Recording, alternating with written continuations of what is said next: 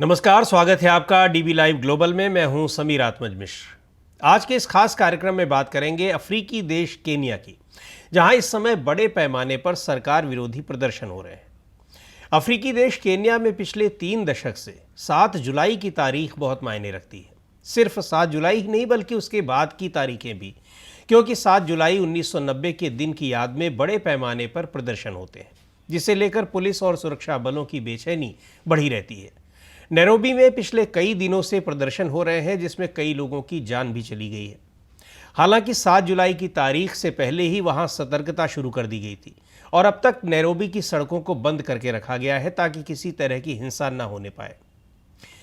तो पहले जान लेते हैं कि 7 जुलाई की तारीख केन्या के इतिहास में इतनी अहम क्यों है।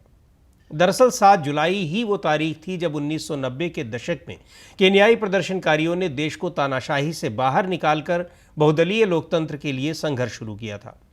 केन्या की स्वाहिली भाषा में इस प्रदर्शन को सबा सबा कहा गया। 3 दशक बाद अब वही स्थिति केन्या में एक बार फिर दिख रही है। 1990 के दशक में हुए इस आंदोलन के दौरान केन्या में राजनीतिक परिदृश्य में महत्वपूर्ण बदलाव हुए। खासकर 1991 में बहुदलीय लोकतंत्र की शुरुआत हुई।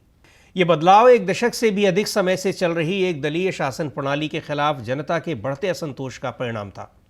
आखिरकार लंबे प्रदर्शन के बाद वहां की सरकार को 1991 में बहुदलीय राजनीतिक प्रणाली को लागू करने के लिए मजबूर होना पड़ा, जिससे 26 वर्षों के एक दलीय शासन का अंत हुआ। लेकिन पिछले कुछ दिनों से केन्या में जिस तरह से सरकार के खिलाफ प्रदर्शन हो रहे हैं, उसे देखते हुए 1990 में लोकतंत्र के लिए हुए आंदोलन की तस्वीर लोगों के जहन में फिर ताज़ा हो रही है। 1990 के दशक के आंदोलन की तरह ही इस बार भी आंदोलनकारी बेहतर नेतृत्व की मांग कर रहे हैं। यूं तो केन्या को 1963 में ही आज़ादी मिल गई थी, लेकिन आज़ादी के बावजूद 1990 तक केन्या में सिर्फ 2 ही नेता सामने आए थे, जिनमें से एक थे डेनियल अराप मोई, जिन्होंने केन्या के जातीय संघर्षों का फायदा उठाया और 12 साल तक सत्ता में रहकर देश में एक पार्टी की तानाशाही स्थापित कर दी। ये वही दौर था जब भ्रष्टाचार, लूट खसोट और सरकारी दमन केन्या की पहचान सा बन गया। उनके खिलाफ देश भर में भारी विरोध प्रदर्शन हुए और लगातार कमजोर हो रही अर्थव्यवस्था के बीच राष्ट्रपति डेनियल अराप मोई की सत्ता पर पकड़ भी कमजोर होती गई। आग में घी का काम उसे घटना ने भी किया जब तत्कालीन की न्यायी सरकार ने अपने ही 2 कैबिनेट मंत्रियों केनेथ मातिबा और चार्ल्स रूबिया को बिना किसी कारण जेल में डाल दिया। इसी घटना के जवाब में पहला सबा प्रदर्शन 7 जुलाई 1990 को उभर कर आया। घटना के खिलाफ बड़े प्रदर्शन हुए, सैकड़ों लोगों पर केस दर्ज हुए और बड़ी संख्या में लोग गिरफ्तार किए गए। उस वक्त प्रदर्शनकारियों की मांग थी कि केन्या में बहुदलीय लोकतंत्र की स्थापना की जाए। भारी दबाव के बाद आखिरकार मोई सरकार को झुकना ही पड़ा। हालांकि 1992 और 1997 के चुनाव में भारी हिंसा और चुनाव में धांधली के आरोप भी लगे। प्रदर्शनों से उस दौरान उथल पुथल मची रही, राजनीतिक अस्थिरता भी रही, लेकिन सबा आंदोलन ने केन्या के लोगों में काफ़ी आत्मविश्वास दिया। लोगों को ये समझ में आया कि उनकी आवाज़ में ताकत है और उस ताकत से कुछ भी बदला जा सकता है। हालांकि केन्या के तमाम राजनीतिक विश्लेषकों का कहना है कि 1990 के आंदोलन ने काफ़ी कुछ बदला, तानाशाही सरकार को ख़त्म किया, लेकिन समस्याएं जस की तस हैं। जो समस्याएं तब थीं वही आज भी बनी हुई हैं। नई पीढ़ी को लगता है कि सरकार उनके सवालों का जवाब नहीं दे रही है। जवाबदेही की कमी, आर्थिक असमानता, भ्रष्टाचार, अपहरण, हत्याएं आज भी वैसे ही हो रही हैं जैसे तब हो रही थी। इन्हीं सब के खिलाफ केन्या की जनता आज भी आंदोलन कर रही है।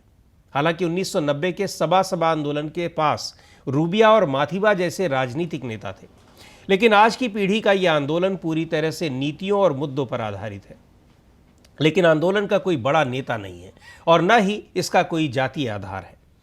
1990 की तरह ही पिछले साल यानी 2024 में एक बार फिर केन्या में बड़े पैमाने पर विरोध प्रदर्शन शुरू हुए थे, लेकिन इस बार वजह थी वित्त विधेयक 2024, जिसमें आम लोगों पर भारी टैक्स लगाने का प्रस्ताव था। इसके खिलाफ जनता के भारी आक्रोश को देखते हुए राष्ट्रपति विलियम रूटो को जल्द ही ये बिल वापस लेना पड़ा।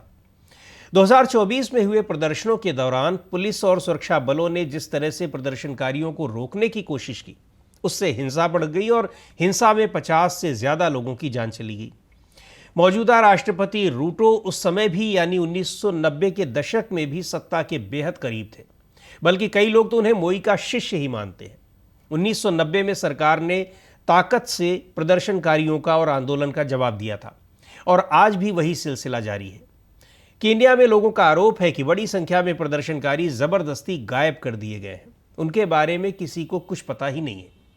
मीडिया को दिए इंटरव्यू में तमाम प्रदर्शनकारी ये बताते हैं कि केन्या में आजकल सरकार के खिलाफ आवाज उठाने वाले को जबरन गायब कर देना और फिर बिना किसी कानूनी प्रक्रिया के उनकी हत्या कर देना आम बात होती जा रही है। यानी मानवाधिकार और कानून दोनों ही पूरी तरह से नजरअंदाज किए जा रहे हैं। केन्या में युवा नेतृत्व वाले सरकार विरोधी प्रदर्शन 2025 में भी जारी हैं, खासकर राजधानी नैरोबी में।